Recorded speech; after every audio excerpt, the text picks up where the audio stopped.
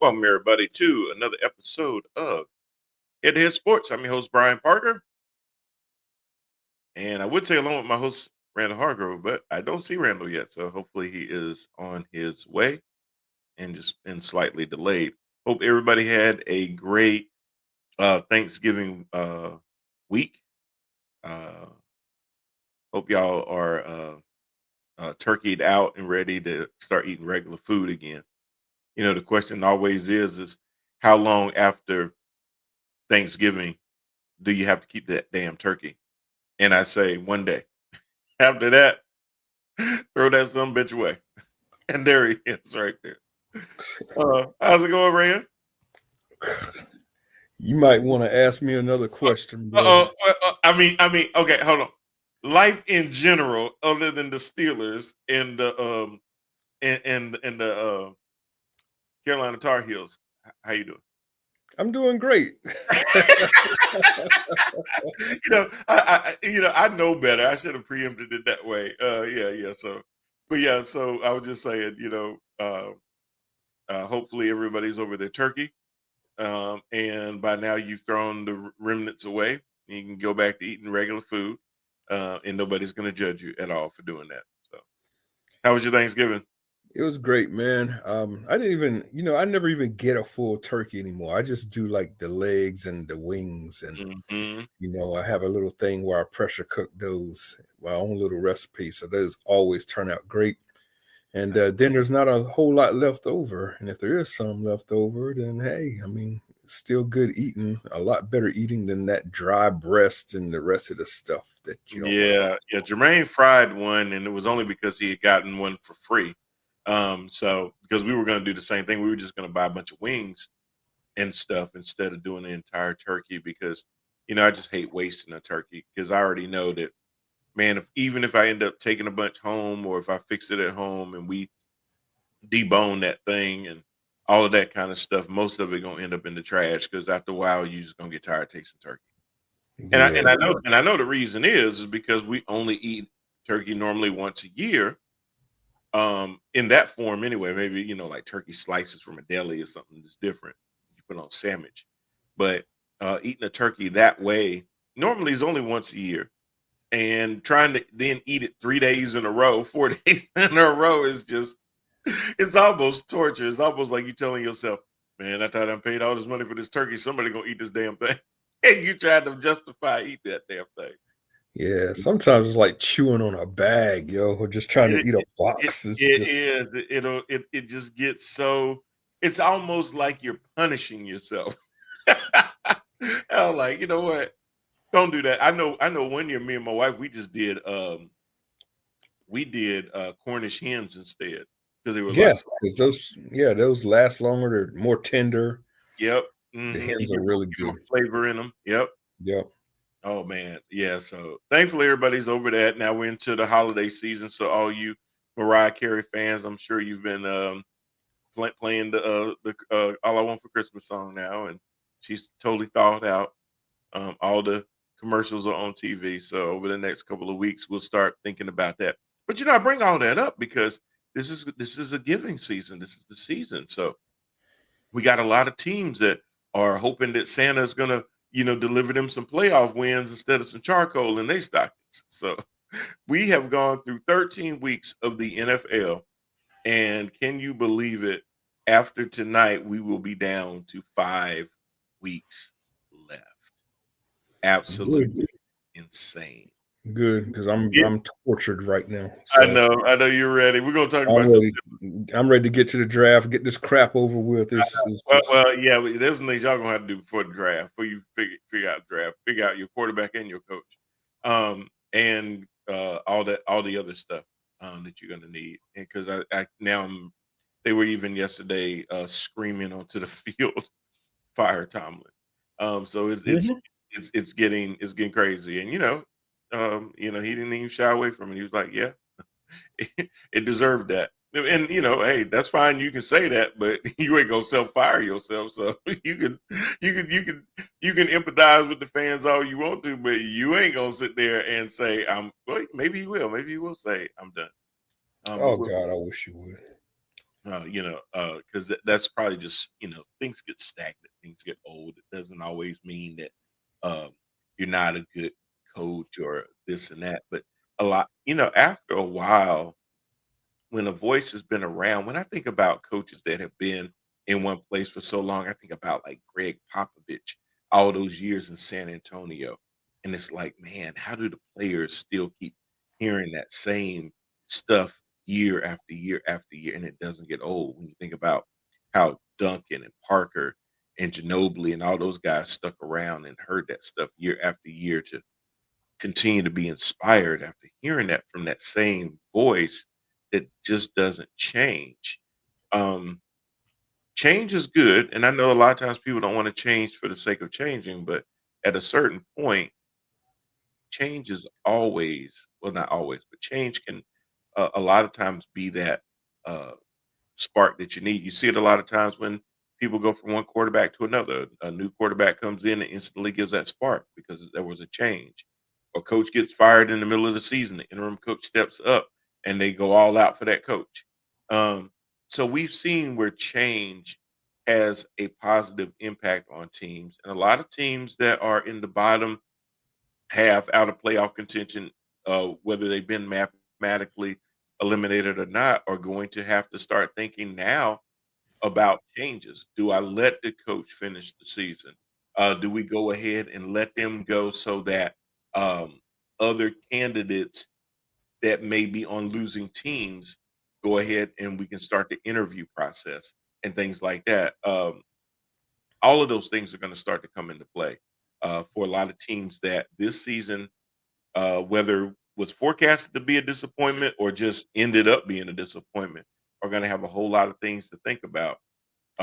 When you look at the AFC, brand, I mean, still, first I'm gonna say this, and before I go to the AFC playoff picture, you gave up 5 games over the last 5 days for us to predict. Had not the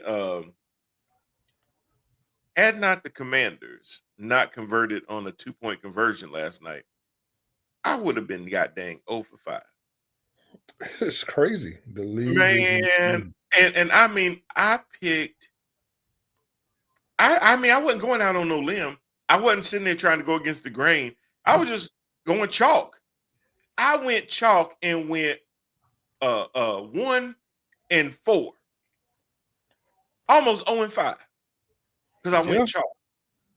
yeah. You know, It it wasn't is it wasn't a impossible. Rams Carolina game, and I went for Carolina. These were just normal games where it's like, okay, yeah, they should win. Yeah, they should. You man, this season is just crazy, Yeah, absolutely crazy. it's unexplainable, man. It is unexplainable. You'll probably see a repeat of it again tonight. The Patriots are heavy favorites. A lot of people, don't have the Giants standing a chance. Just getting Jackson back out of Right. concussion protocol. Not giving the Giants a chance at all. But They definitely got a chance. we'll see once they take Now the now, field. now I think, and I was telling my friends in New York this.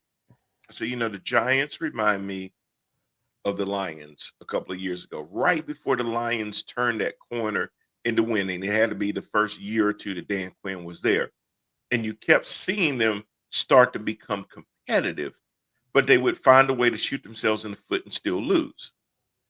And then that light finally came on, and they started winning games. What the Giants are showing me is how competitive they can be, but they just can't finish in the end. They'll find a way to choke. The ball will bounce the wrong way. They don't take advantage of opportunities. It reminds me of, and I'll tell you what, Carolina Panthers, and I'll stick back to the Giants and the Patriots, but same thing like with Carolina Panthers. The game they won yesterday, 2 years ago, they would have figured out how to lose that. Um, you see teams like that where the ball bounces this way, that way, and how do you take advantage of it or not take advantage of it, put yourself in a position to win and things like that. Um, I mean, again, with the Panthers, the reason they won that game was yes, turnovers, but it was also going for it on fourth down. And hell, a lot Them fourth downs ended up being damn touchdowns. Stuff like that. That hey, the Giants are not going to necessarily do that this year, and that's okay. If they're being competitive, yet they still end up with a high draft pick. Mustang 91 just subscribed to you. Oh, very nice. I appreciate that. How are you doing today? Doing good. Driving from Birmingham, UK for the Army. Okay, very nice. Well, welcome. Um, but yeah, hell, now I forgot what to say. Well, no, if they can sit there and be competitive, but still end up with a good draft pick, then they can keep adding more pieces around Jackson Dart, Cam Scatterboot, Tyron Tracy, Wandale. And then they get Malik Neighbors back next year. They're going to be formidable in that NFC South. The way the Eagles are playing and the way the Giants are playing, you could see a changing of the guard or shuffling of that order. You just can't pencil in Philly Cowboys at the top and then Washington and New York trying to sort third and fourth place out. That might not be the case this time next year. May not be. So it could happen. It could definitely happen. So, but Rand, if the playoffs, I'm gonna do this every week now because we got 5 weeks left. If the playoffs ended today, the number one overall seed in the AFC are the Denver Broncos at 10-2. Now they got 5 games left. Is there any way they're gonna win 13? Heck yeah, they can. Can they go 13-4, or can they run the table and go 15-2? Defense travels, man. Defense travels. Yeah, because they They got a offense hell of a don't. defense. They offense don't. They offense, well, they're up and down. Bo Nix has been a little bit of a roller coaster this year. He gives some really good plays where you'll just go, "Wow, this man, that's an incredible throw," and then he'll throw some head scratches at you, and you just hope that the wows outweigh the head scratches.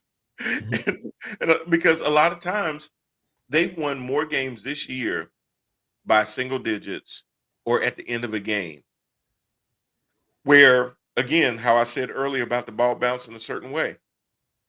If the ball didn't bounce their way a lot of those times, they would end up some of those being L's. They potentially they're 10-2, but I mean it's easily a lot of those games they could end up being 6-6 if the ball bounces different ways. Um, so, but to their credit, they're not. You are what your record is, but they're 10-2. They're tied with the Patriots. Um, they win the tiebreaker based on win percentage in common games. So that's what gives them the overall right now. But right now, they're both 10-2. So the Patriots are currently winning their division. They have a game tonight, of course, against the Giants. Number 3 seed is going to be Jacksonville.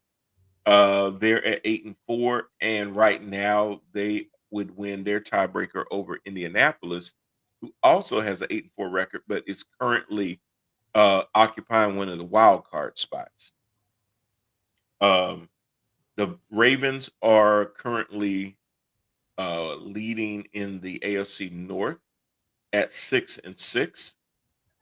Even though the Steelers, and this is some funny stuff, but they're at 6-6 as well as the Steelers. But right now they have a tiebreaker based on win percentage in common games as well. But I believe they still have one more game to play against each other, right? Two. So those 2 games can become paramount because if the Steelers can win those games, then now you're talking about a situation where there's going to be another flip flop. So just like that, the top 4 teams are not, well, the 3 and 4 seeds are not solidified because they can really be knocked off their spot. I think it'd be hard to see 1 and 2 kind of get knocked off their spot, even though I could see 1 and 2 flip each other. But to be like completely knocked off their spot, that would be hard to see. Number 5 is going to be the Rams. The Rams, won yesterday. Didn't look good doing it. Justin Herbert got hurt, had a big old cast on his hand. but they're at 8-4. So you've got three teams at 8-4. You've got the Chargers, the Colts, and the Buffalo Bills. But right now, the Buffalo Bills are occupying the number 7 seed. How crazy is that to say? Um, Yeah. and then you got teams, and then you notice the teams that I didn't mention uh, that are out of it right now, and that would be the Kansas City Chiefs, all the way down at number 10. The Steelers and the Texans are both in front of the Kansas City Chiefs as far as playoff contention, which is absolutely crazy. So that's what you got going on in the AFC. So a lot of this rain is going to go down to the wire. Like I said, we ain't got but 5 weeks left, and a lot of this is still going down to the wire. On the NFC side, I ain't no way in the world I thought I would ever say this in my lifetime again. The number one seed in the NFC are the 9-3 Chicago Bears. Chicago Bears. You talking The about hell? going crazy ways. I mean, that's a team that could have a losing record if it wasn't for a few plays here, a few plays there. Same, Yeah. exactly. But they're sitting at 9-3. They have the number one seed over the Rams, who are also 9-3. We'll talk about them too because they went to bed yesterday. But they have a tiebreaker over percentage of conference games. So that's why they're occupying the number one seed. Like I said, number 2 is going to be the Rams.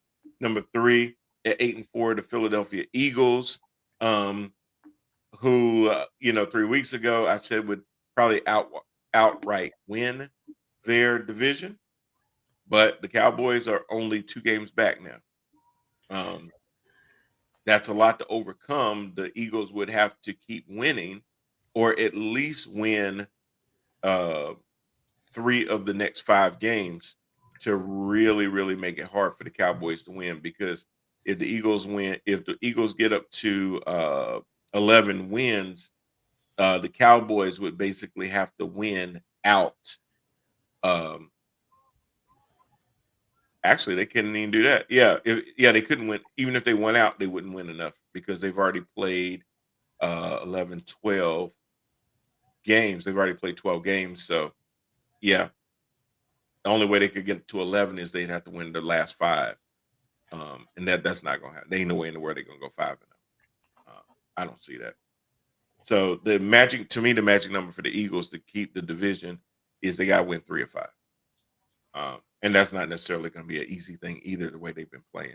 The number 4 team right now ran for the NFC South is currently the Tampa Bay Buccaneers, but they are only statistically in that position. The Carolina Panthers have a 53-8 winning percentage.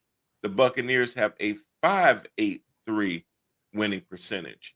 So literally half of a half percent away from occupying that. They both have 7 wins. The Panthers have 1 more loss. I'm understanding that the Panthers have a bye this week. So if the Bucks lose their game, they end up in a tie. And then we would have to see how that would go. But what's going to really happen in NFC South is same thing like with your Steelers and the Ravens. The Panthers have 2 games against the Bucks. That could really make it interesting. Oh, it's definitely gonna make it interesting. Those 2 divisions, the NFC South and the AFC North, are gonna come down to those 2 top contenders. Battling it out with 2 games over the final 5 weeks. It's gonna be good, man. Mm-hmm. Absolutely. So, this is going to be an opportunity, though, to see what Bryce Young can do when the games still matter. So it's promising. I'm still a little worried because I still saw some stuff, even though they won yesterday. Still worried about some things that they're doing, some things that make me scratch my head, like clock management at the end of the first half yesterday just didn't make no sense at all. But Terrible. you saw it. We get into that. That was just absolutely. You can't do that. You can't. You do that mess in the playoffs, you going home. But right behind the Buccaneers you got the Seattle Seahawks with a wild card spot. the Green Bay Packers, as well as the 49ers. Um, 49ers, just amazing. But who I didn't mention, the Detroit Lions are on the outside looking in, ran at number 8. And Where that's that's surprising. crazy. Yeah, you got the Cowboys at 9, the Panthers at 10, the Falcons at 11, and then you got the Vikings, Cardinals, Commanders, Saints, and Giants rounding out the bottom. So, like I said, still going to be a lot of good football to be played, man. But absolutely going to be some really, really good games over the next 5 weeks. Let's talk about some games that weren't really good yesterday, and we'll start with just Steelers that played the Bills. This was an interesting game in the fact that I was surprised that they let Aaron Rodgers start. I thought that they had done well with Mason Rudolph the game before. Um, and I ran. Maybe you can tell me: is it more that they put him in because he felt like he was ready to go, and they felt like even with that hand issue on his non-throwing hand, that he would be a better option than a quarterback with two healthy hands? Man, I mean, I ain't in the locker room, of course, but you asked my opinion. Yeah, Aaron told him, I'm ready to go. I want my spot. I want to start. That's just what it seems like to me because I told you guys weeks ago. I mean, a healthy Mason Rudolph is about as good as a 41-year-old quarterback with a hurt left hand right now. Yes. He's about the same difference, man. So, Rand, he limits his game because he could not take snaps under center, so everything was in the pistol.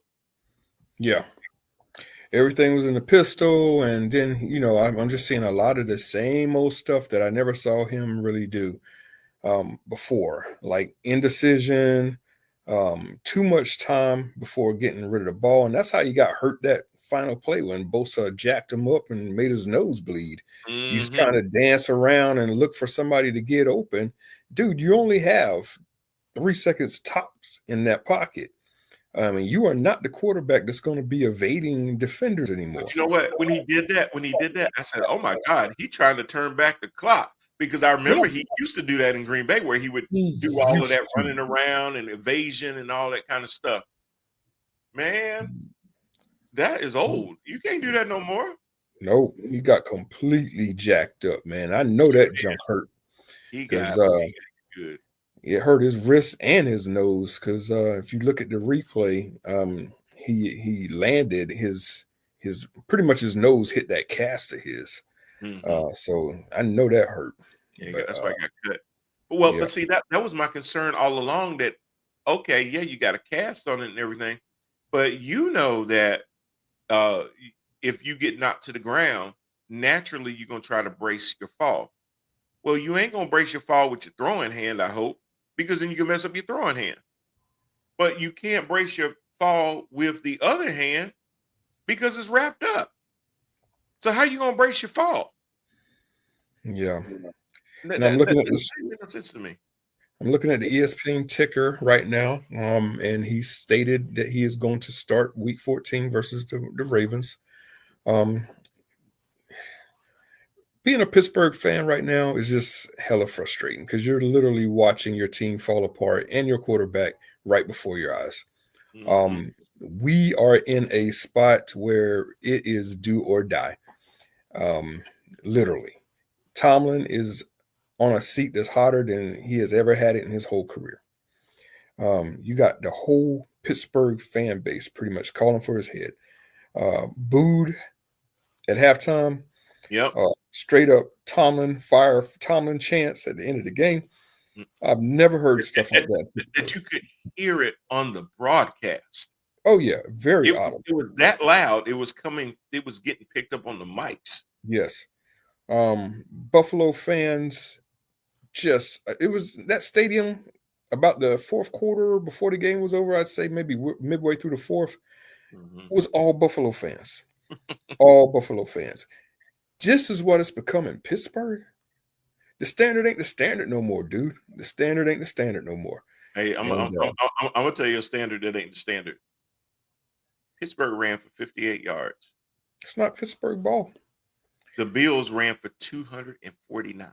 None of that is Pittsburgh ball.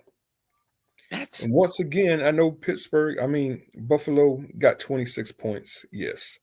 But that's 4 points away from 30. Had they got another 4 points, that's another 30 points given up by the defense. None of this is the standard. None here, of it. here's another stat that's not standard. When you talk about a team that historically is a run first ball control team, Pittsburgh had the ball. I can't even believe this one. 18 minutes It's out insane. out of 60. The Bills had it for 42 minutes. All you're going to do is wear your defense out like that. That's And that's insane. what is going to happen. Oh, absolutely. Our offense is absolutely unwatchable football. It is atrocious right now. It's pretty bad. So, I mean, the Pittsburgh Steelers, in my opinion, they got to get rid of Tomlin. This has gone on for far too long. And all these Tomlin fans out there that want to keep him around because of his ability to get just over 500. Which might not happen. What Pittsburgh, That might not happen this year. The streak might be over. Streak might be over. But just all of these fans that want to keep him around just for those reasons. Oh, so we can finish with a winning record and come back and redo the same crap next year with a top 20 pick. It's just not making any sense anymore, man. The game has changed so much since Tomlin first entered the league. I mean, we're talking about a coach that came into the league in 2006. Back in 2006, the NFL was still using fullbacks. Yes. The NFL was still basically a 2 wide receiver setup. 3 wide receivers was looked at as something as like, innovative. 3 wide receivers now is just the norm. Yeah. Defensively, we're still in the 3-4. Don't want to do anything besides this 3-4. And there's so many blitz packages and other defensive schemes that other coordinators are using right now that Pittsburgh is just still in that same 3-4 base defense, and it's just not working, man. None of it is working anymore. They're going to have to get rid of Tomlin. They're going to have to get rid of their defensive coordinator. That offensive coordinator, Arthur Smith, has got to be up out of here. It's time for a teardown, a full-scale teardown. And that's what I hope happens, but the Rooneys are so loyal to this dude, man. And then he's so loyal to his coordinators that we might roll right back next year with the same people in place. And that is just going to be another wasted year. Another wasted year. Let me ask you this too, though. Not always, but is this also reflective on the general manager? Oh, yeah. It's the general manager's fault for sure. And I used to take the stance on, no, it's all Tomlin. It's not the general manager, but, it is the general manager for this particular season.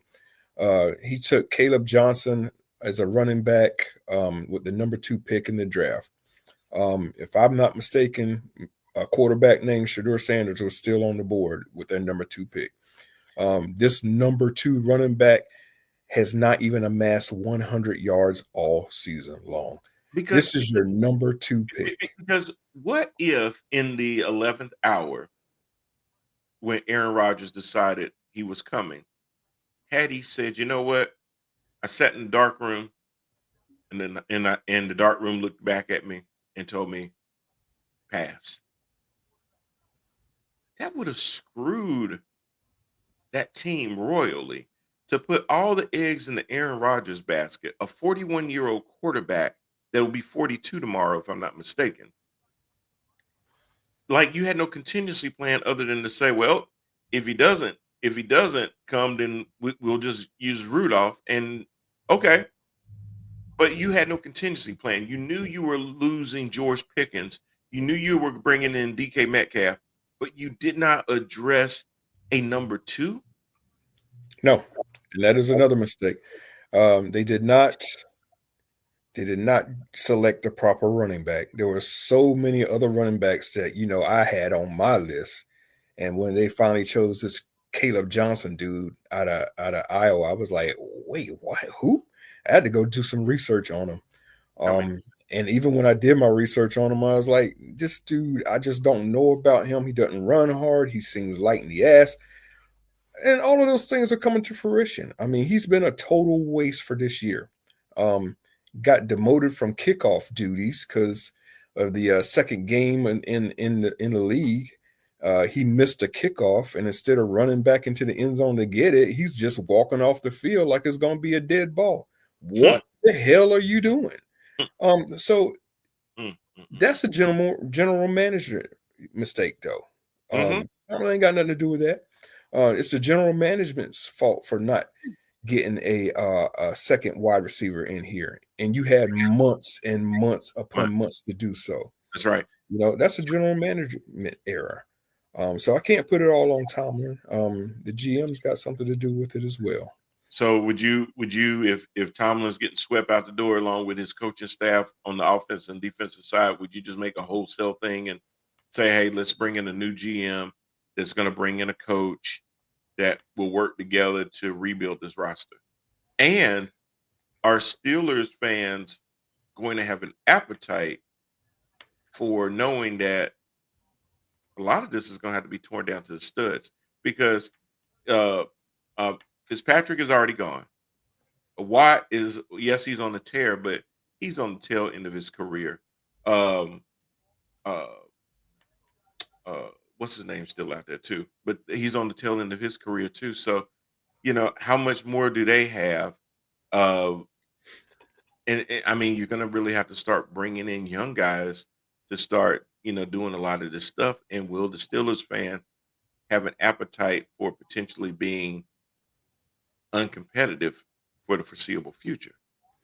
They have not had to sit through a multi-year rebuild. And I'm trying to think back. Hmm. It has been since the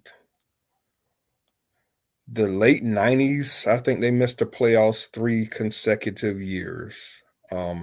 Right around 98, 99, 2000, they missed the playoffs for 3 straight years while they were doing the rebuild. So That you is talk the last time I you, remember. you talking about people that are 30 years and younger that have Yeah, not seen that. they have not experienced a multi-year rebuild. No, even when Cowher left out, it was pretty much a 1 year retool, get Mhm. Tomlin, and they were right back in the playoffs in Yep. Tomlin's first year. Yep. So, I mean, it has not been what 25, 30 years since they've Mhm. seen what's about to happen. And I agree with you. It's going to have to be a teardown to the studs, because we got a bunch of players on 1 year deals right now. We have a Yep. bunch of players who are older on multi-year deals. It's not going to work. You got a bunch of bad draft selections. If you look up and down that offensive line of theirs, you're going to see first, second, third round draft picks at every single position, young players. None of them are panning out, man. That offensive line is still porous, still getting Rodgers hurt, as we saw last night. Um, so what are you going to do? You going to address it with free agents? I mean, there's only so much money to go around. Exactly. You're going to have to tear this thing down to the Yeah. studs. Yeah. And normally with free agents, especially the good ones, you're probably overpaying just to get them to leave from wherever they're at. So Yeah. um, that's not always that's good for sprinkling in stuff, but not to do a whole rebuild. You rebuild is from the draft, acquiring draft picks. Draft capital means, hey, I got something on my team like a Michael Parsons that I can get 2, 3 first round picks for and break those up into multiple picks. You need to be able to have enough draft picks where, hey, there's 7 rounds, but you drafted 10 people. Yeah. That kind of draft is what you need. Yeah, and luckily they have that under their belt. They got like I think multiple second and third round picks, maybe Okay. even two firsts. We'll see. But it's coming at an ideal time because right now, I mean, and of course, I'm sitting here talking like the Steelers are like 3-8 or something. They're still 6-6 and in it. The problem is, though, from what I've seen over the past few weeks, man, It's just really hard for me to just think that they're all of a sudden just going to turn it on and we're going to see good offense and good defense. I just can't fathom that in my head right now, based on what I've seen for the past few weeks. Well, I mean, when you look at it this way too, the only touchdown you scored was a defensive one. Yeah, thank you. The offense has done absolutely nothing. It's horrible. It is horrible. We're scared to pass over the middle of the field. Everything is to the sidelines. Everything's a screen pass. I think right now our second, in terms of receptions anyway, our number 2 receiver is Gainwell, and that's terrible. That's With all that, these tight ends that you got on the roster, and you're going to base your whole offense around tight ends, you got a running back who doesn't even start, by the he's not way, even your starting running back, right? is the number 2 receiver. It's insane, man. That's weird. That's almost criminal. How Yeah. is the person that doesn't even start your number 2 receiver, but you have other receivers out there on the field before he is? It is just pointing to complete and utter dysfunction of your offense. That's crazy. It really is. It really is. You bring in all of these tight ends, Jonnu Smith, Fryermuth, Hayward, uh, the guy out of Georgia, I'm forgetting right now, but you got 4 of them that you put on a regular rotation that you have like multiple plays. And none of them are leading the team in anything. Yeah. It's all Metcalf. It makes just no sense, man. It makes no sense. This whole thing, the whole scheme, the whole plan has failed this year. Arthur Smith has got to be up out of there. But like I said earlier, Tomlin is so loyal Loyal. to some of his staff, loyal Well, to a he fault. did that with wasn't it McAdoo he had before?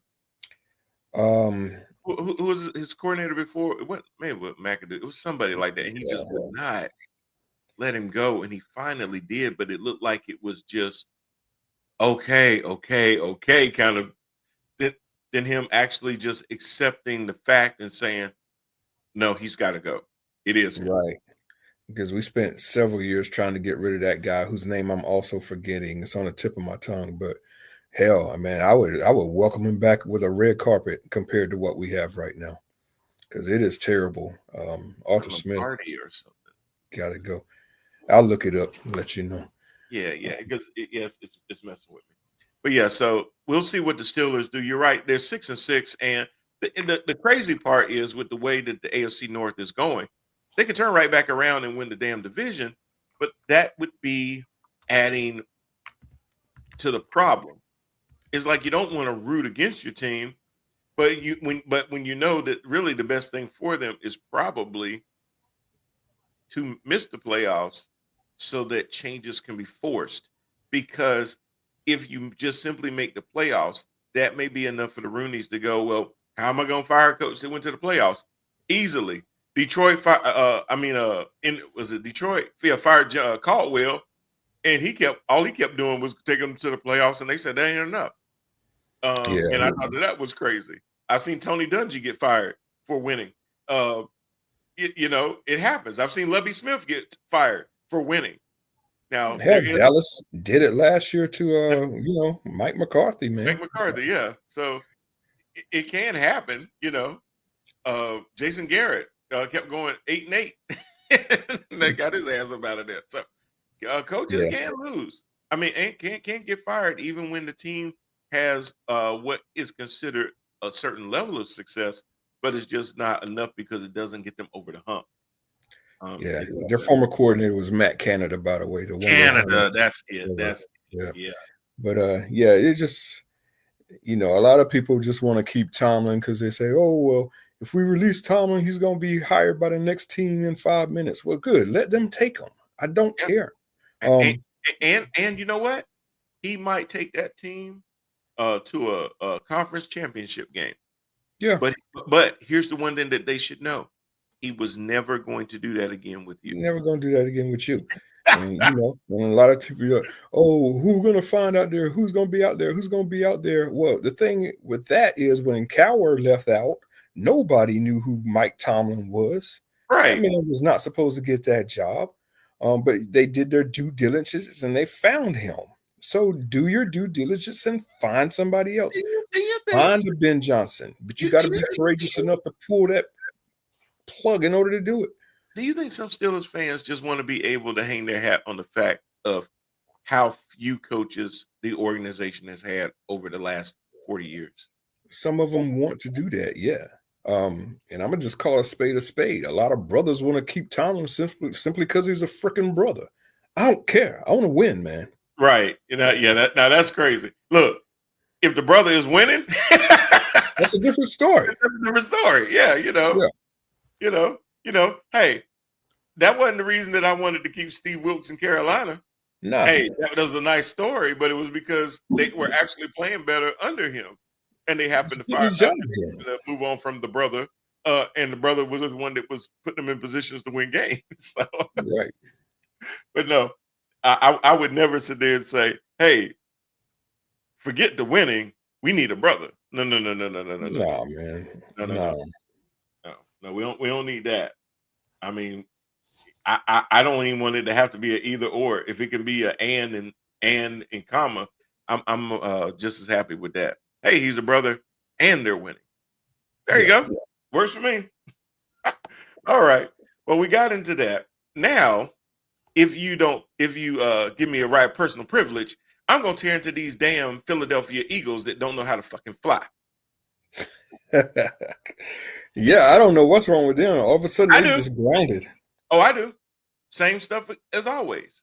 Same problem that Philly is having in Pittsburgh is having in a way is you got a head coach that is overly loyal to his offensive coordinator that has said, and I don't even know how both of these things can exist in the same space. But Nick Sirianni, when asked about moving on from his play caller, said it's not the play caller.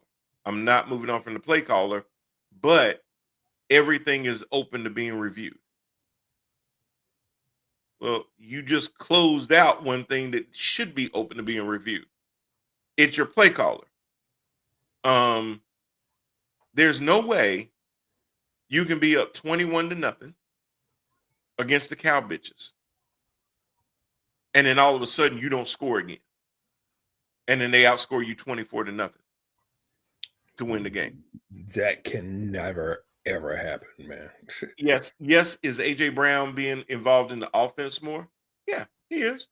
It's statistically, it's the stats going up, and they're not winning. Yeah, he had eight catches, 110 yards. Devontae Smith, 6 carries, 89 yards. Now a lot of this damage was done in the first half. What is it that? How do you not, Rand, blame it on the offensive coordinator when you're able to do a lot of this stuff in the first half? You come out after halftime, and it's like the team that went in the tunnel at halftime never came back out.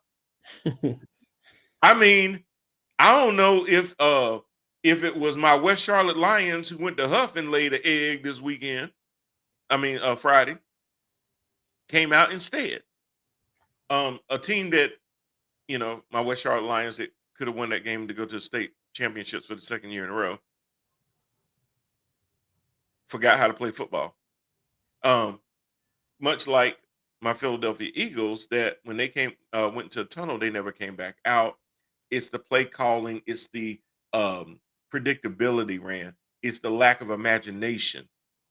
It's leaning on what we've done in the past to say, well, we're just going to keep winning that way when the league learns you quickly.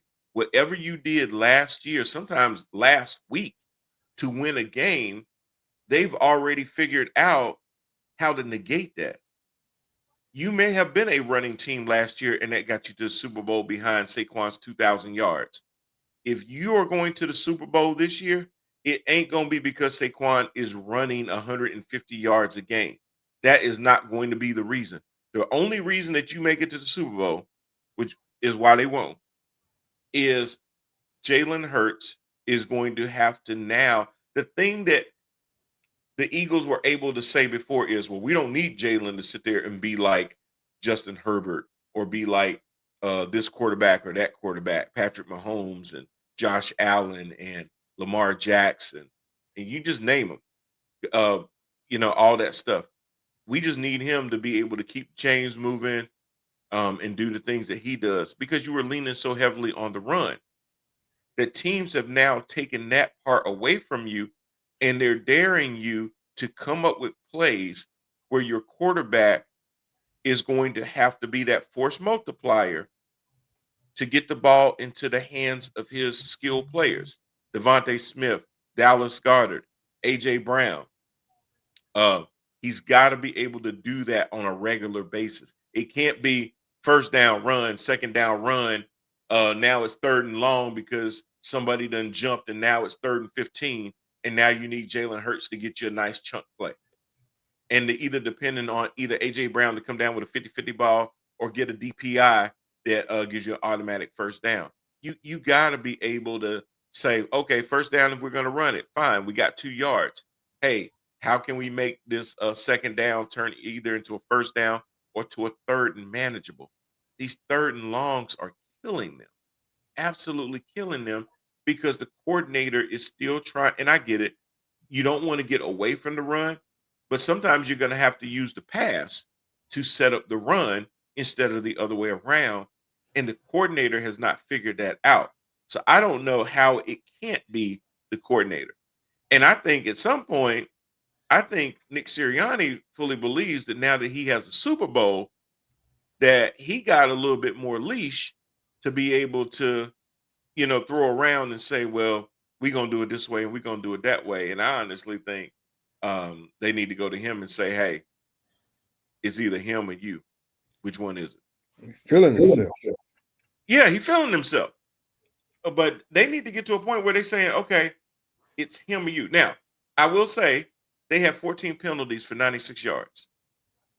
You ain't going to win like that because you're shooting yourself in the foot.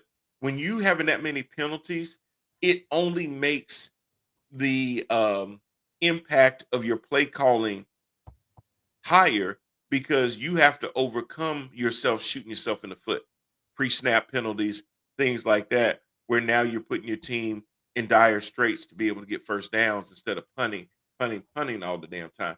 You punted 5 times in that damn game. You just punt. It was just crazy. So these Eagles, if they don't get their stuff together, it's going to remind me of a couple of years ago where they won a bunch of games at first and then they lost a whole lot in a row at the end and just totally crashed. Yeah, I remember that. They flamed out and everybody was wondering what was going on in the locker room. And now you got AJ Brown, who took a lot of hell for complaining and looking disgruntled and stuff like that because he was saying the obvious. It's funny how when you win, people will sit there and look past stuff that they shouldn't look past.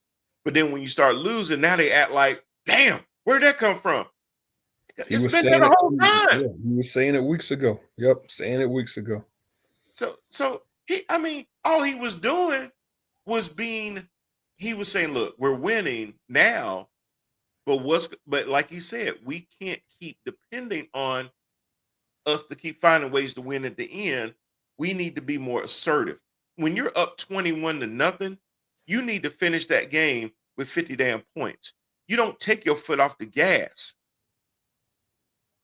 Hell, they didn't just take their foot off the gas, Rand. They got out the damn car and started walking. It made absolutely no sense. It was totally embarrassing. And yeah, I was embarrassed as a Philadelphia Eagle fan because I keep seeing it. And I was even more pissed at the news conference when Sirianni said what he said. Everything's going to be up for evaluation, but we ain't getting rid of the coordinator. Well, then everything ain't up for evaluation. Because if you evaluate everything, you're going to go, damn, that's some badass play calling. But I already said we ain't getting rid of him. Petula. Yeah, when we talked about this game last week, I'm on record of saying ain't no way y'all going to lose to the Bears because I just firmly, solemnly believe there was no way you were going to blow that game. That was last Sunday. Yep, absolutely. And it was the same thing. It was just they don't come out, and that the coordinator just don't have them ready to play. You can't tell me when you have the highest payroll on offense that you scored 21 points and then you ain't scored none after that. You got the highest paid offense, bro. You got all the weapons, and that's all you can do. But you gonna tell me with a straight ass face that it ain't the coordinator. Well, if it ain't the coordinator, then it can only be you. Now, in the spirit of self-preservation, my coordinator gonna have to fall on on that sword, or Facts. the both of your Facts. asses can go. Facts. Same thing in Pittsburgh, man. It's the Yeah, same thing. take your ass on. This loyalty stuff, man. Look, it's crazy because players can get cut left and right, but man, these coaches act like, man, once you get into a position, I mean, you just guaranteed to keep that position. You supposed to sing for your dinner every damn game, bro. Yep. I mean, how comfortable can you be? Petula, you wasn't even the coordinator when they won the damn Super Bowl. How you that comfortable? It's amazing, man. I mean, It really is. you were there, but you wasn't in that position. And so I don't know. I don't understand it. That it was just absolute random. It was just embarrassing to watch them. But again, I could see it coming, just like AJ Brown did, because it was like, okay, this is obvious. Yes, they're finding a way to win, but that's going to catch up with you eventually. And then people are going to be like, oh my God, the sky is falling. No, the sky been falling. Yeah. You just didn't. You just finally took your shades off. That's all. Sky been falling. So I don't have a whole lot of hope in him because the problem is that if he does not recognize that that's the problem, what's going to make him change? So I'm hopeful that he'll get it, but I'm not that optimistic at all. Just really hate some of these head coaches and GMs and owners that are just absolutely so stubborn that they think that their way is just gonna do it, and they would rather fall on their own sword than just say I was wrong. Oh It, yeah, they, yeah. it just boggles my mind, man. That how some of them just will not admit, hey, I was wrong, and I'm gonna go in a different direction. Can't do it. Can't do it. That's why I give the San Francisco 49ers a whole lot of credit. They sat there a couple years ago and gave up a whole lot of first round picks for Trey Lance. They just knew that they got too cute in trying to go after a guy they had not put on enough film to warrant them doing what they were doing. And it would have been understandable for that team to still have Trey Lance as their quarterback right now, because of what they gave. And had they been a lot of organizations out there, hell, they probably would have. He'd probably still be their quarterback, instead of them admitting that it was wrong, because they'd be like, man, we gave up all this capital. How we then gonna turn right back around? Well, you know what? They had Brock Purdy. They looked at what Brock was doing in practice. They looked at what Trey Lance was doing in practice, and they said, "This, hey, we gonna start Mr. Irrelevant," and that got him and Jimmy Garoppolo up out of there. Um, and that was, to me, at the time, unthinkable, just because of them saying, "Nope, didn't work out. We know what we gave up, but we cannot continue in this direction." But you don't see that happen often, you know. And they had to be, and they've been proven right. Trey Lance is like on his fourth team. I think I saw him come out for the Chargers yesterday when Herbert got hurt. So, and I know he went to Dallas. They traded him to Dallas. I think he went somewhere else, and now he's in L.A. So he's bounced around since. So it kind of justified them being able to do what they did, but that's still a tough pill for a lot of them to swallow, Rand, because they want to believe that they're the smartest people in the room at all times and don't want to ever have to come back and say, "Nah, we missed on that one." Yeah, it's going to be the same situation with Bryce Young. I could already see that. They're going to continue to roll Bryce out there. Especially I see he has good games like he played against the Rams. And I'm not even saying that it was like a good game. He played well enough to win. But to I me, will, Grant. I will say this though about what Bryce did yesterday. And look, anybody that knows me knows that I'm not going to sit there and sugarcoat how I feel about short quarterback. I still feel the same way about short quarterback. I don't care how good he plays, because here's the thing: what I end up saying about Bryce Young is what I would say about an aging quarterback. Man, he had a really, really good game at that moment. But then he follows it up with a subpar game or an okay game or a mediocre game. And then he has a great game. Then he has a bad game. I mean, Russell Wilson did that, didn't he? With the Giants. He had that 450-yard game. You never saw that Russ again. He played, but did you see that again? Hell no. Did you see Russ dropping dimes like in that game? Nope. Did he play more than just that game? Sure did. But Russ has an excuse. He's 37 years old or something like that. Bryce Young is not. He's in his mid-20s. He's only been in the league for 3 years. I should not be giving the same platitudes to Bryce Young that I would give to Drew Brees in his last year, Phillip Rivers in his last year, Kirk Cousins at the end of his career.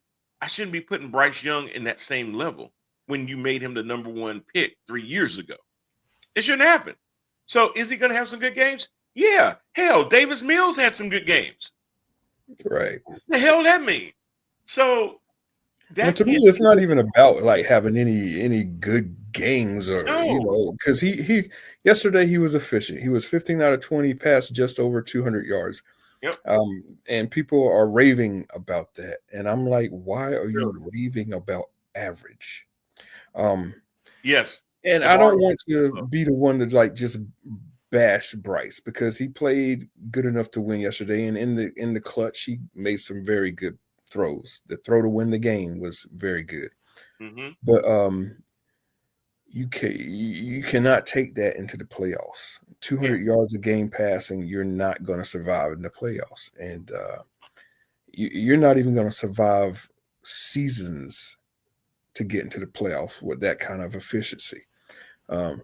so the thing about what we were talking about not wanting to admit your error, I just feel like the Panthers are not going to do that either. They're going to hang on to Bryce. They're gonna have to give Um, him an extension. they're going to give him an extension, and I think that's a mistake. And they're not going to bring anybody in here to compete with them, and I think that's another mistake. Same. So they could get some fool's gold this year, but we've all seen, in my eyes anyway, Bryce has not improved from year to year like you would want a quarterback to do. He seems to be the same guy that came into the league. He's a little Yep. better, but part of being better is consistency, and he hasn't Yep. showed any consistency at all. So I just feel year 4, we're going to make the mistake of giving this guy an extension, and then you're going to be handicapped for several more seasons to come with no improved play. And well, yes, and it depends on how big of an extension that they looking to do, because yes, he'll be in. He has a 5th-year option. I think they're going to pick up the 5th. I wonder if they'll just say, you know what, instead of giving him an extension over the summer, we're just going to pick up the 5th year, play into year 4, and either at the in the middle of year 4 or at the end of year 4 they do the extension then. And I would push them to do that. Normally, a quarterback's well, the reason that a lot of teams have been doing the extensions after year 3 is because then if they go into year 4 and they just absolutely ball out, then they may command even a higher salary, and you could have got them a little bit more on the cheap after year 3. If you Yeah, wait till and year 4, you're taking that gamble. year 3, most of the time, the You Panthers already still know. don't know after 3. Right, right. And that's why you go ahead and do it after year 3, because it's like, okay, if he's doing that now, damn, Yeah, and you can go ahead and feel comfortable giving them the money. there's no way in the world they could feel that comfortable giving him an extension after year 3. I'm hoping that they just say, you know what, Bryce, we're gonna pick up that the 5th year option. I know that's not ideal, but we really, really need to see how year 4 is gonna play out, or at least get us the first 8 games into the season before we sit there and start working on an extension and all that kind of stuff. We know that we may end up having to pay more if you ball out, but we're going to need to see him ball out. And this is all stuff that they would say to the agent. They wouldn't say it directly to Bryce. But the agent would have to relay to them, hey, they need to see more. They need to be able to see more. Um, hey, when you did it last year, you did it at the end of the season when the games didn't matter anymore. Now you're in the middle of a season where these games are going to matter, and they need to see. I'm gonna find out what Bryce Young is made of over the next 5 weeks, because he's had too many lulls in performance. And I'll be honest with you, I was having some issues yesterday too. Not so much with Bryce, but with the play calling. I get you want to run, run, run, but my God, and I understand that the weather was bad. It was starting to rain. Those leather balls soak up the water. They get heavier and stuff like that. But run on first, run on second, and then I saw what they were doing. They were also running on third because they knew if they didn't get all of the yardage, they were gonna just go for it on 4th down anyway. Um, but and to Bryce's credit, he bailed them out on 4th down. They were 3 of 3 on 4th down. One of But my problem is one of those was to Ted McMillan. It was his only catch of the game. One catch, 43 yards, but it was a touchdown. How is your weapon like that only getting one damn catch in the whole game? That's crazy. Jalen Coker only caught the ball 4 times. He was your leading receiver with 4 catches. You had 200 yards, but you had literally Jalen Coker 4 catches, Ted McMillan 1, Chuba 2, Rico 2, Evans 3, and that was it. It's not going to take you far, man. It's just not. That's great. And yeah, he hit 15 out of 20. 15? Come back at me when the game. hit me when he completing 30 passes. 15 Yeah. ain't gonna do it. That's not gonna do it. That's telling me that, and yes, his quarterback rating was a 147. So I think people are raging Ram because they see glimpses of stuff. But I'm sorry, if you give me a resume and I have to sit there and squint to find a glimpse of something decent on your resume, that ain't a good ass resume.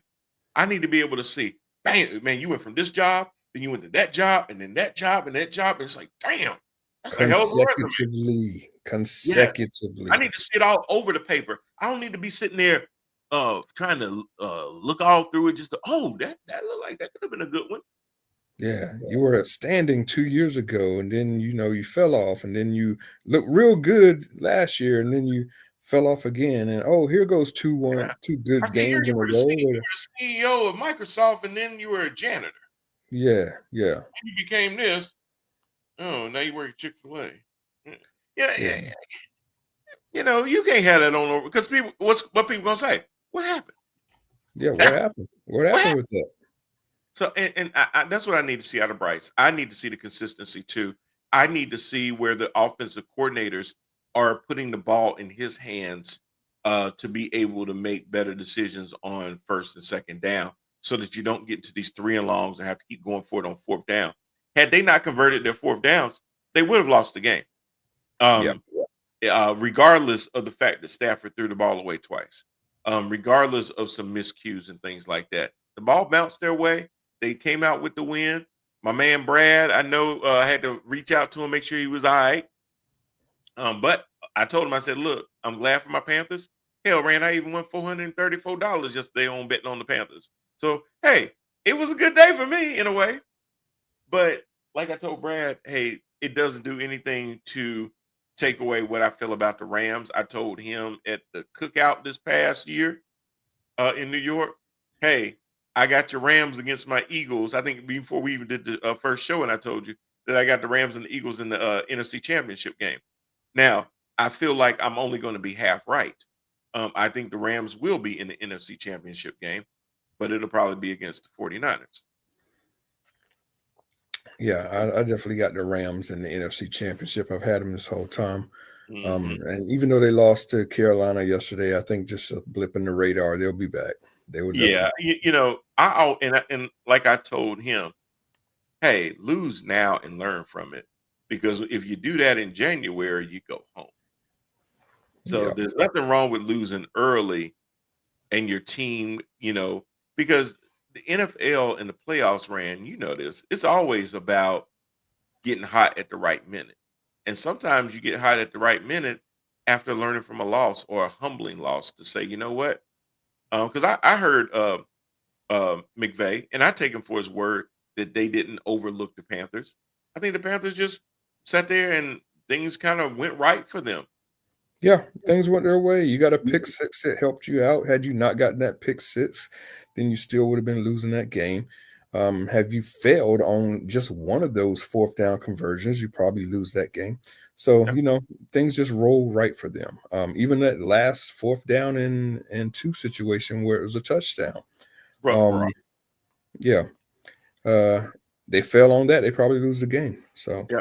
just had one of them games where everything went right for them. And I hope I don't sound like I'm taking it away from them because they did play well enough to win. Um, but Yeah, I yeah, mean, they put up just my 31 thing. points. You can't do that on a regular basis in the NFL and Yeah. expect to walk away with victories. I mean, this is a team though that they put up 31 points in this game, so I'm looking for 7 in the next game. That's the Mhm. inconsistency of scoring. But I will end on this: the catch by Puka Nakua had to be one of the sickest catches I have ever seen. He was running on that go route down the side, had his man on his side. The ball was starting to sail over his head. He reaches up, ran with his offhand, yanks the ball with one hand while he's still running full stride. As it's going past his head, he yanks it back with one hand, falls to the ground, and secures the ball with same said hand, never bringing the other hand to help secure the ball. Yeah, he looked like he literally had a mitt on and caught a baseball. In the rain. Yeah, yeah.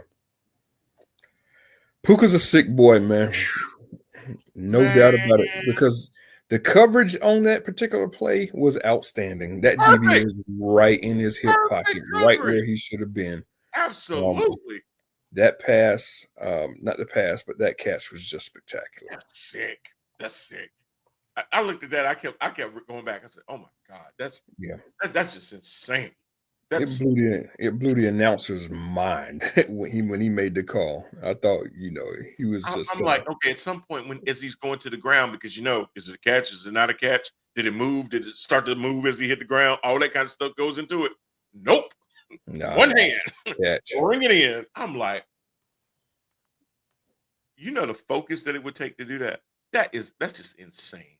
That's just insane. I'm just like, okay. He made Odell Beckham's catch almost just look elementary. And at the time when Odell did that catch, that's all he was known for. Um, but my God, no, that was just insane. So a lot of respect for Puka and the Rams on that. All right, Ram, we're gonna get out of here in just a second, but let's look at what we got coming up this week as far as games. Um, what we got? Week 14. I think the Panthers finally get a bye. This Yeah, they far, finally get a ball. that's crazy. This far into the season, they finally get a bye. So you got the Giants and Patriots getting started right now, but then you got a huge game on Thursday night football. My game of the week. Yes. Good God Almighty! The Cow Bitches go to Detroit to face the Lions, and there's gonna be some crushed kneecaps happening in this game. I do believe. The Cowboys have rediscovered their defense. The Cowboys have rediscovered their offense.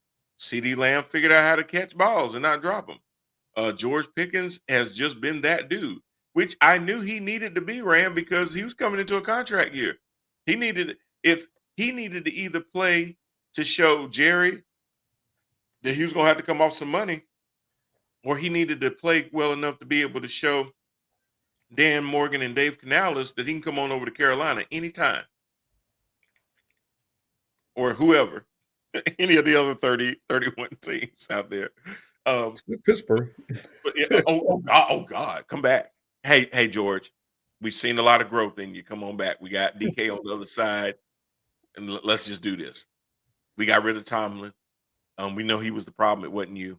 We want you to come back. You know, we got Shedeur Sanders over here from Cleveland. We want you to come and turn this thing around. That would be great. I don't because I don't see Jerry giving him any money. I think he took this as a 1-year loan to say, well, if he doesn't play well, we got him for 1 year. We cut him. If he does play well, we'll move on and we'll plug and play and keep doing that. Ain't no way in the world he gonna pay CD Lamb $34 million and then have to turn around and pay George Pickens $31 to $33 million. It ain't gonna happen. And give him, and it won't even be the salary. It's gonna be the guaranteed part of it. Like, are you prepared to give him, $175, $180 guaranteed? I don't see it. But anyway, they got to play the Lions. The Lions have been falling flat of late. The Lions have a lot more to play for right now because they are on the outside looking in, as well as the Cowboys. The only way that, like I said, the Cowboys are really going to challenge Philadelphia for the division. Either Philadelphia just has to lose every game and the Cowboys win at least 3, or the Eagles have to win at least 3, knowing that the Cowboys can't win all 5 of their remaining games to tie. That's really what it comes down to. So yes, the Cowboys do have a reason to play for sure. But the Lions are really trying to do something with that NFC North, which that probably ain't gonna happen at this point. Look like Chicago might take that. Yeah, Detroit got a big problem with no Amon-Ra St. Brown. Yes. If that dude's gonna miss the game Thursday night, then it might just go in the favor of the Cowboys because he makes that big a difference to that offense. He does, because Jameson Williams is inconsistent at best. When he catches that ball, though, he's electrifying. But it's when he catches that ball. Jahmyr Gibbs can't be everything all the time. He is a dynamic guy, but trying to pass it to him all the time, run it to him all the time, splash in Montgomery is not enough. I didn't realize how much they needed Sam Laporta. I think that's been the biggest thing for the Lions, is not having their tight end over the last several weeks is when they really started looking different in their offense. That is true. Laporta is a beast. He is a hard guy to cover. He blocks well on the edge, and then he finds free space, and a lot of times turns upfield and gets them huge chunk plays and things like that. Their offense has just not been the same without Sam Laporta. So as much as it would pain me, you are right. If Amon-Ra St. Brown is not a go for this game, it's going to lean Cowboys, even though they are playing in Detroit. And I just got to believe that they're going to dig in deep and beat these cow bitches. Maybe I just want them to. I want them to. I want them to really bad. You got the Titans playing the Browns. Not that that's a big thing going on Sunday, but we'll see if Shedeur Sanders is going to get another go at starting and see how that goes. It'd be Shedeur against Cam Ward. That would be interesting to see. But right now, no matter who it is, I still have the tip to the Browns on that one, Rand. Same. You got the Seahawks going to Atlanta to face the Falcons. I'll have to say I watched the Falcons game, and they were struggling against the Titans, but I can't blame Kirk Cousins. These guys were just dropping passes, missing catches, all kinds of stuff. It wasn't really Kirk Cousins. Now, Kirk Cousins has seemingly found out where Kyle Pitts is on the field, where other quarterbacks have not been able to find him, including Desmond Ridder, Taylor Heineke, as well as Michael Penix Jr., not really being able to get Kyle Pitts the ball. But Cousins definitely knows where Kyle Pitts is on the field. But I got to believe that with Seattle and all their weapons, Smith and Jigma, Charbonnet, Walker, that they're just going to be too much for the Falcons, and they're going to probably pull out that win, even though it's in Atlanta. Yeah, but I got Seahawks for that one too. Now here's a big one. We got the Colts and the Jags at a That 1 o'clock game too. That's going to be a huge game for a whole lot of reasons. Sunshine has been playing pretty well. They've been fighting it out. Daniel Jones is starting to come back to earth as far as the way he started the season. As to, hey, and I think a lot of it is expectations. Kind of same thing that started happening to Sam Darnold towards the end. Hey, them lights start getting brighter, the weights start getting heavier, and everybody's looking at you as the man. They've been calling you Indiana Jones and all this stuff. And teams have been stopping Jonathan Taylor from getting 100 yards rushing, all those types of things. So while you're still a good team, uh, teams are not looking at you as dominant as you were in the first couple of weeks of the season. Congratulations, you stacked up a lot of wins to at least get you in a position to be in playoff running. But now you're gonna have to close it out, and the Jags are gonna be a hell of a test for them. Yeah, I think I'm gonna lean Colts on this one just simply because I don't have any faith in Sunshine in big games either. So, but we'll see. That one's pretty easy. Yeah, we'll definitely see. I'm going Jags barely, only because they're at home. Yeah. I'm only going with them there. If it was a neutral site, I'd go Colts all day. But that defense of the Jags has really been stepping up too. And Sunshine has been doing something more this year than he's done in any of his other years. He's learned when to run. He's not just taking sacks. He's actually, because it was either I'll take a sack, I'll throw in the triple coverage and hope my man gets it. Now he's like, oh no, it's triple coverage. Let me just go run and get 5-6 yards at a time, and that's, I think, that has been helping him. You got the Bengals and the Bills. Hey, Joe Burrow was back. He looked pretty sharp against the Ravens. I know you love that part. I did. He did his thing against the Ravens. I ain't gonna lie. Joe Burrow came out, shook off that rust, and said, "Hold my beer," and just started throwing. I was like, "Damn." Because people were questioning why bring him back now, and stuff like that. And I think the Bengals just want to be able to, see what they got with the team and everything else. And hey, it may not translate into postseason success. It won't translate into that, but at least we can build on this and see what we got. So, but it is in Buffalo. The Bills, it's probably gonna be snowy as hell. And I think the Bills are just going to be able to pound that game out. Even if Burrow and Josh Allen have a good game, I think it's still going to come down to the Bills just punishing them on the ground. I think Cook is just going to have a heavy dose of run all over the Bengals and really test that. Yeah. You got the Saints and the Buccaneers. Tampa Bay, I think, is going to be more than prepared for what the Saints have. With Shook and those guys. But I definitely want the Saints to win. I need that for the Panthers. And I'm going to call it now. Saints upset the Bucs. Whoa, you way out on a limb with that one. I got the Bucs. I know. But I'm putting it on FanDuel too because I know the odds are going to be crazy. But anyway, I'm definitely put a quarter on that one. Commanders at the Vikings. It's in Minnesota. The Commanders had a hell of a game back and forth against the Broncos. I don't know what got into them. They did that with Marcus Mariota. They did that with some really, really good play from their defense at times to really put Denver in some 3-and-outs, some long field position and things like that. The Vikings have not been world beaters. Their rookie looked like a rookie. I think he threw at one point. He was up to 3 interceptions. Hell, he may have threw another one. He may have just thrown another one right now. Did not look good at all. I know Justin Jefferson has to be just shaking his head like, "What are y'all doing to me?" But I'm gonna give it to the Commanders. Same. Vikings literally have no quarterback. Just none.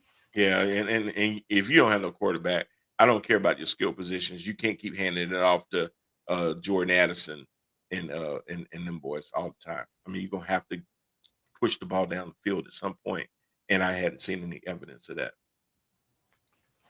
You got the Dolphins at the Jets. The Jets had a nice win yesterday.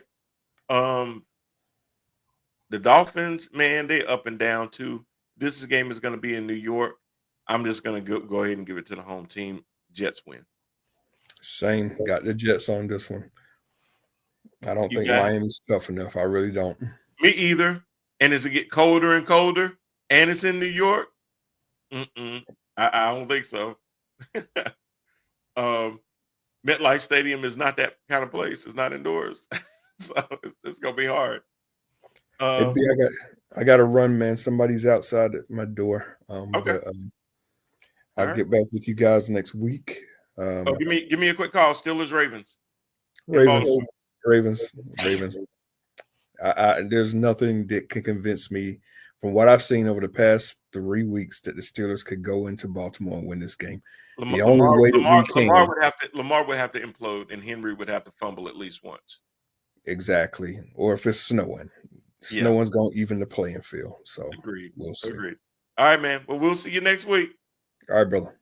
All right, y'all. I'm gonna round it out. We got the Broncos and the Raiders. It is in Las Vegas, but the Broncos, the way they've been playing, should have a really, really good time feasting on the Raiders. Geno Smith has been sacked so many times over the last several games. Keeping him upright would be the key to success. Ashton Genty has been a beast. Brock Bowers has been a beast. Those have been some bright spots on that team, but they just don't have enough for me to be able to say they could have a chance to win this game. The Rams, feeling a little bad taste in their mouth after the way they played against the Panthers, go to Arizona to face the Cardinals. The Cardinals are catching the Rams at the wrong time. The Rams should really put a hurting on the Cardinals. Texans at the Chiefs is going to be a Sunday night football game. This is not going to be easy to say, but as constructed right now, the Texans have a really good chance of going in and beating Kansas City. Kansas City is all but done when it comes to playoffs. And if Andy Reid starts to see that, maybe he'll start playing a lot more of his younger players, signaling the beginning of the end of the dynasty of the Kansas City Chiefs. Bears go to play the Packers in Green Bay. This is going to be a huge game for control of the NFC North. The Bears right now have the overall number 1 seed, but now they get into divisional play. Teams know each other. They play each other twice a year. I'm going to give it to the Packers because they're in Green Bay. But it's going to be a pretty either it's going to be a very high scoring game because the offenses are going to let loose, or it's going to be a low scoring game because the defenses are going to be great. I think Michael Parsons is going to be in the backfield a lot of times looking down at Caleb Williams as he puts him on the ground. Then lastly, Monday Night Football next week is going to be Eagles-Chargers. And they're going to be in LA. I got to believe that the Eagles are going to show up. If they don't, this could also be the beginning of the end. Well, y'all, look, that was a whole lot for another week. I appreciate y'all for tuning in. Make sure that you like, share, and subscribe to all the channels and the feeds. Make sure that you share it. Let everybody else know what you've been watching and everything. But I'm going to get out of here. I will see y'all again next week. Remember, if you are betting, bet with your mind, not with your heart. And remember, bet responsibly. Y'all be safe out there. See y'all again same time next week. Peace out.